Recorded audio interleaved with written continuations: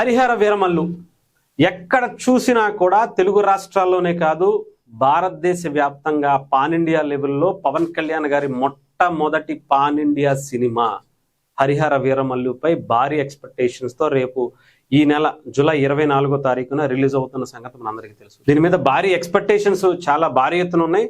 అదే తరహాలో ఇప్పుడు ఈ సినిమాకి సంబంధించి మరికొన్ని అప్డేట్స్ ఇప్పటికే వైరల్ అవుతుంటే ఓజీకి సంబంధించినటువంటి ప్రొడ్యూసర్ డివివి దానయ్య గారు కూడా ఇంకా మరికొంత ఎక్స్పెక్టేషన్స్ పెంచేశారు. ఆయన ఏం మాట్లాడారో ఆ తర్వాత మాట్లాడుకుందాం. ముందు ఆయన మాట్లాడినటువంటి మాటలు వినిపిస్తాను. హరిహర వీరమల్లు రిలీజ్ ఉంది. దానికోసం నేను స్వామివారిని దర్శనం చేసుకుందాం వచ్చాను.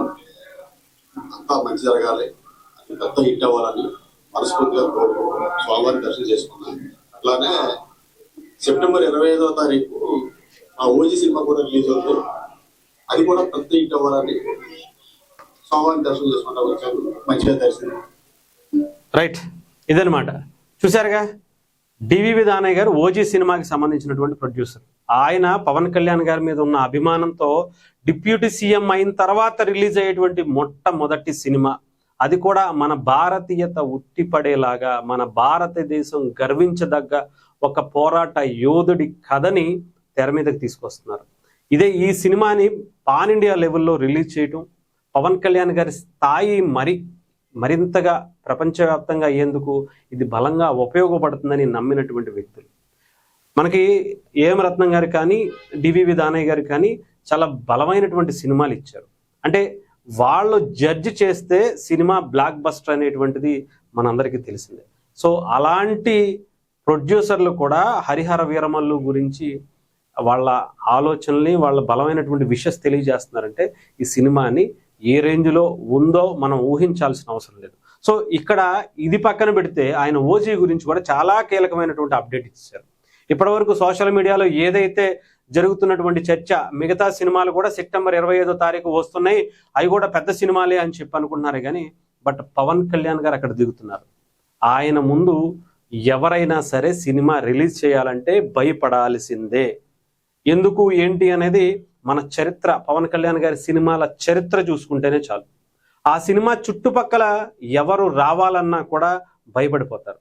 అది హిట్టా ఫ్లాపా పక్కన పెట్టేయండి, పవన్ కళ్యాణ్ గారికి హిట్లు ఫ్లాపులతో ఏమీ ఫిగర్ పడదు. ఆయన రేంజ్ వేరు. హిట్లు ఫ్లాపులతో ఆయన ఫ్యాన్స్కి సంబంధం లేదు. ఆయన బొమ్మ తెర మీద కనిపించిందా లేదా అంతవరకే ఉంటుంది. ఎందుకంటే ఆయన హిట్లకి ఫ్లాపులకి అతీతంగా ఎదిగినటువంటి ఇండియాలో ఏకైక హీరో పవన్ కళ్యాణ్ గారని చెప్పచ్చు. అలాంటి హీరో రేపు సెప్టెంబర్ 25వ తారీఖున ఓజీ, ఇప్పటికే ఆ సినిమాకి వచ్చినటువంటి చిన్న గ్లిమ్సే మామూలు రచ్చ చేయల. అలాంటిది సినిమానే రిలీజ్ అయితే ఇంకా ట్రైలర్ కూడా అంటున్నారు. అలాగే సెప్టెంబర్ 25 అనే సినిమాని, ఆ డేట్ని లాక్ చేసుకున్నారు. ఎందుకంటే భారీగా మంచిగా వీకెండ్ రావటం, ఆ సినిమాకి సంబంధించినటువంటి ప్రమోషన్స్ ఇవన్నీ కూడా కంటిన్యూగా చేయటం, ఇదొక సరికొత్త చరిత్ర ఓజీ రూపంలో సృష్టించబోతుంది అనుకోవచ్చు. దానికి ముందు ఒక పోరాట యోధుడిగా వస్తున్నటువంటి పవన్ కళ్యాణ్ గారు ఆయన నిజ జీవితంలో కూడా పోరాటం చేస్తారు.